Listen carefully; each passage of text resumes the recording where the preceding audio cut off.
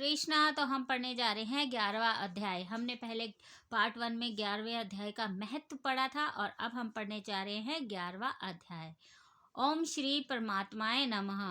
इस प्रकार भगवान के वचन सुनकर अर्जुन बोले, हे भगवान, मेरे पर अनुग्रह करने के लिए परम गोपनीय अध्यात्म विषय वचन है, अर्थात उपदेश आपके द्वारा जो कहा गया है उसे मेरा यह अज्ञान नष्ट हो गया है। क्योंकि हे कमल नेत्र, मैंने भूतों की उत्पत्ति और प्रलय आपस में विस्तार पूर्वक सुने हैं तथा आपका अविनाशी प्रभाव भी सुना है। हे परमेश्वर, आप अपने को जैसा कहते हो यह ठीक ऐसा ही है, परंतु हे पुरुषोत्तम, आपके ज्ञान, ऐश्वर्य, शक्ति, बल, वीर्य और तेज युक्त रूप को प्रत्यक्ष देखना चाहता हूँ।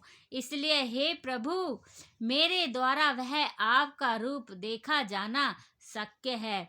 ऐसा यदि मानते हैं तो हे योगेश्वर, आप अपने अविनाशी स्वरूप का मुझे दर्शन कराइए। इस प्रकार अर्जुन के प्रार्थना करने पर श्री कृष्ण भगवान जी बोले, हे पार्थ, मेरे सैकड़ों तथा हजारों नाना प्रकार के और नाना वर्ण अथवा आकृति वाले अलौकिक रूप को देख।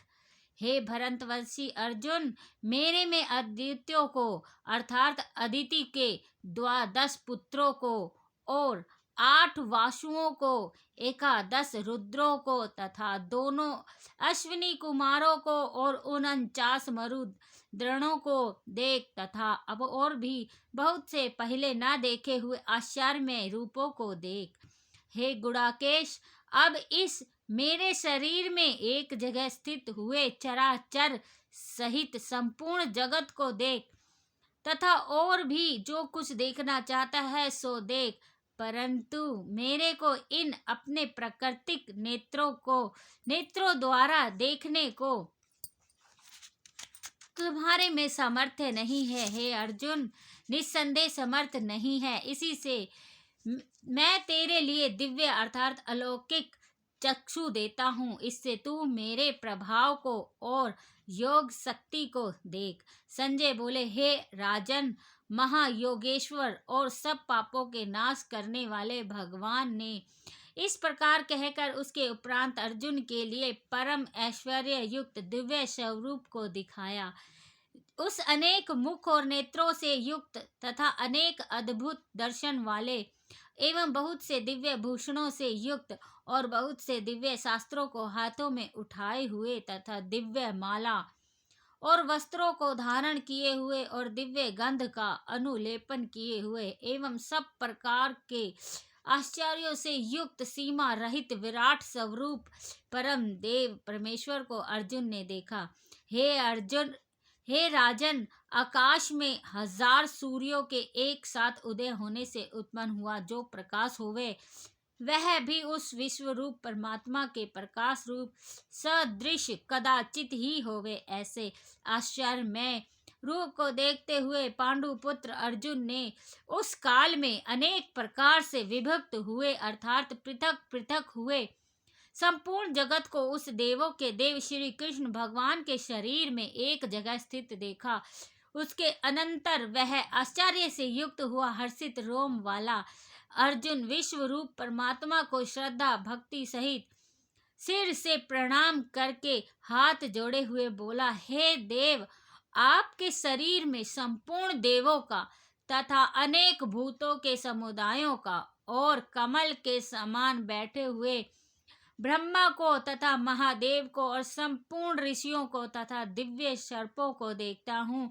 हे संपूर्ण विश्व के स्वामीन, आपको अनेक हाथ, पेट, मुख और नेत्रों से युक्त तथा सब ओर से अनंत रूपों वाला देखता हूँ।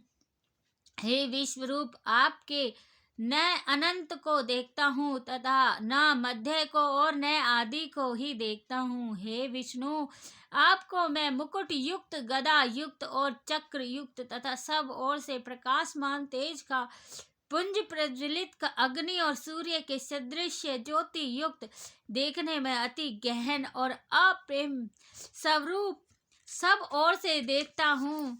इसलिए हे भगवान, आप ही जानने योग्य परम अक्षर है, अर्थात पर ब्रह्मा परमात्मा है, और आप ही इस जगत के परम आश्रय हैं तथा आप ही अनादि अनादि धर्म के रक्षक है, और आप ही अविनाशी सनातन पुरुष हैं, ऐसा मेरा मत है। हे परमेश्वर, मैं आपको आदि अंत और मध्य से रहित तथा अनंत सामर्थ्य से युक्त और अनंत हाथों वाला तथा चंद्र सूर्य रूप नेत्रों वाला और प्रज्वलित अग्नि रूप मुख वाला तथा अपने तेज इस जगत को तपमान करता हुआ देखता हूँ। हे महात्मन, यह स्वर्ग और पृथ्वी के बीच का संपूर्ण आकाश तथा सब दिशाएं एक आप ही परिपूर्ण है, तथा आपके इस अलौकिक और भयंकर रूप को देखकर तीनों लोग अति व्यातकों को प्राप्त हो रहे हैं। हे गोविंद, वे सब देवताओं के समूह आप में ही प्रवेश करते हैं, और कई एक भयभीत होकर हाथ जोड़े हुए आपके नाम और गुणों का उच्चारण करते हैं, तथा महर्षि और सिद्धों के समुदाय कल्याण होवे ऐसा कहकर उत्तम उत्तम स्तोत्रों द्वारा आपकी स्तुति करते हैं। हे परमेश्वर, जो 11 रुद्र तथा 12 आदित्य तथा 8 वसु और साध्य गण, विशेष देव तथा अश्विनी कुमार और मरुद गण और पितरों को समुदाय तथा गंधर्व यक्ष राक्षस तथा सिद्ध गणों के समुदाय हैं, वे सब ही विस्मित हुए आपको देखते हैं। हे महाभवो, आपके बहुत मुख और नेत्रों वाले तथा बहुत हाथ जंगा और पैरों वाले और बहुत उदार वालों तथा बहुत सी विकराल दाढ़ों वालों महान रूप को देखकर सब लोग व्याकुल हो रहे हैं, तथा मैं भी व्याकुल हो रहा हूँ, क्योंकि हे विष्णु, आकाश के साथ स्पर्श किए हुए दैदीप्यमान अनेक रूपों से युक्त तथा फैलाए हुए मुख और प्रकाशमान विशाल नेत्रों से युक्त आपको देखकर भयभीत अंतकरण वाले में धीरज और शांति को नहीं प्राप्त होता है। हे भगवान, आपके विकराल दाढ़ों वाले और प्रलय काल की अग्नि समान प्रज्वलित मुख को देखकर दिशाओं को नहीं जानता हूँ और सुख को भी नहीं प्राप्त होता हूँ। इसलिए हे देवेश, हे जग निवास, आप प्रसन्न होवें। मैं देखता हूँ कि वे सब ही धृतराष्ट्र के पुत्र राजाओं के समुदाय सहित आप में प्रवेश करते हैं, और भीष्म पितामह द्रोणाचार्य तथा वह कर्ण और आपके पक्ष में भी प्रधान योद्धाओं के सहित सब के सब वेग युक्त एवं हुए आपके विकराल दाढ़ों वाले भयानक मुख में प्रवेश करते हैं, और कई एक चूर्ण हुए सिरों सहित आपके दांतों के बीच में लगे हुए दिखते हैं। हे विषमूर्ते, जैसे नदियों के बहुत से जल के प्रवाह समुद्र के ही सम्मुख दौड़ते हैं, अर्थात समुद्र में प्रवेश करते हैं, वैसे ही वे सूरवीर मनुष्यों के समुदाय भी आपके प्रज्वलित हुए मुख में प्रवेश करते हैं, अथवा जैसे पतंग मोह के वश होकर नष्ट होने के लिए अग्नि में जल जाते हैं, अति वेग से युक्त हुए प्रवेश करते हैं, वैसे ही यह सब लोग भी अपने नाश के लिए आपके मुख में अति वेग से युक्त हुए प्रवेश करते हैं, और आप उन संपूर्ण लोगों को प्रज्वलित मुखों द्वारा ग्रसन करते हुए सब ओर से चाट रहे हैं। हे विष्णु, आपका उग्र प्रकाश संपूर्ण जगत को तेज के द्वारा परिपूर्ण करके तपायमान करता है। हे भगवान, कृपा करके मेरे प्रति कहिए कि आप उग्र रूप वाले कौन हैं। हे देवों में देव श्रेष्ठ, आपको नमस्कार होवे, आप प्रसन्न होइए। आदि स्वरूप आपको मैं तत्व से जानता हूँ, क्योंकि आपकी प्रवृत्ति को मैं नहीं जानता। इस प्रकार अर्जुन के पूछने पर श्री कृष्ण भगवान बोले, हे अर्जुन, मैं लोकों को नाश करने वाला बड़ा हुआ महाकाल हूँ। इस समय इन लोकों को नष्ट करने के लिए प्रवृत्त हुआ हूँ, इसलिए जो प्रतिपक्षियों की सेना में हैं स्थित हुए योद्धा लोग हैं, वे सब तेरे बिना भी नहीं रहेंगे, अर्थात तेरे युद्ध न करने से भी इनका सबका नाश हो जाएगा। इससे तू खड़ा हो और यश को प्राप्त कर तथा शत्रुओं को जीत कर धन धान्य से संपन्न राज्य को भोग, और यह सब सूरवीर पहले से ही मेरे द्वारा मारे हुए हैं। हे स्वयं साचिन, तू तो केवल निमित्त मात्र ही हो जा। तथा इन द्रोणाचार्य और भीष्म पितामह तथा जयद्रथ और कर्ण तथा और भी बहुत से मेरे द्वारा मारे हुए सूरवीर योद्धाओं को तू मार और भयभीत मत कर। निस्संदेह तू युद्ध में वैरियों को जीतेगा, इसलिए युद्ध कर। इसके उपरांत संजय बोले कि हे राजन, केशव भगवान के इस वचनों को सुनकर मुकुटधारी अर्जुन हाथ जोड़े हुए कांपता हुआ नमस्कार करके फिर भी भयभीत हुआ प्रणाम करके भगवान श्री कृष्ण के प्रति गदगद वाणी से बोला कि हे अंतर्यामी, यह योग्य है कि जो आपके नाम और प्रभाव के कीर्तन से जगत अति हर्षित होता है और अनुराग को भी प्राप्त होता है, तथा भयभीत हुए राक्षस लोग दिशाओं में भागते हैं और सब सिद्ध गणों के समुदाय नमस्कार करते हैं। हे महात्मन, ब्रह्मा के भी आदि कर्ता और सबसे बड़े आपके लिए वे कैसे नमस्कार नहीं करें, क्योंकि हे अनंत, हे देवेश, हे जगन निवास, जो सत असत और उनसे परे अक्षर अर्थात सच्चिदानंद घन ब्रह्मा है, वह आप ही हैं। हे प्रभु, आप आदि देव और सनातन पुरुष हैं। आप इस जगत के परम आश्रय और जानने वाले हैं तथा जानने योग्य परम धाम है। हे अंत रूप, आप से यह सब जगत व्याप्त है अर्थात परिपूर्ण है। हे हरे, आप वायु, यमराज, अग्नि, वरुण, चंद्रमा तथा प्रजा के स्वामी ब्रह्मा और ब्रह्मा के भी पिता हैं। आपके लिए हजारों बार नमस्कार नमस्कार होवे, आपके लिए फिर भी बारंबार नमस्कार नमस्कार होवे। हे अंत समर्थे वाले, अनंत समर्थे वाले, आपके लिए आगे से और पीछे से भी नमस्कार होवे। सर्वात्मन, आपके लिए सब ओर से ही नमस्कार होवे, क्योंकि अनंत प्रकाश क्रमशाली और आप संसारों को व्याप्त किए हुए हैं, इससे आप ही सर्वरूप है।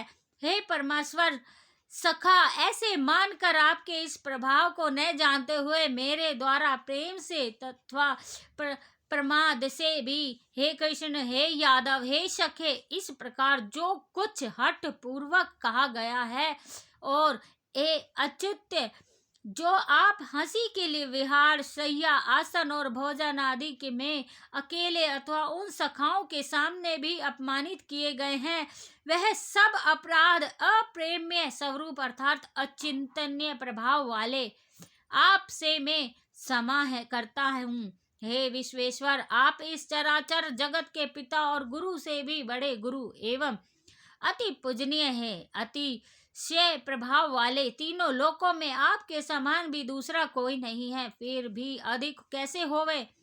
इससे हे प्रभु, मैं शरीर को अच्छी प्रकार से चरणों में रख के और प्रणाम करके स्तुति करने योग्य आप ईश्वर को प्रसन्न होने के लिए प्रार्थना करता हूँ। हे देव, पिता जैसे पुत्र के और सखा जैसे सखा के और पति जैसे प्रिय स्त्री के, वैसे ही आप भी मेरे अपराध को सहन करने के लिए योग्य है।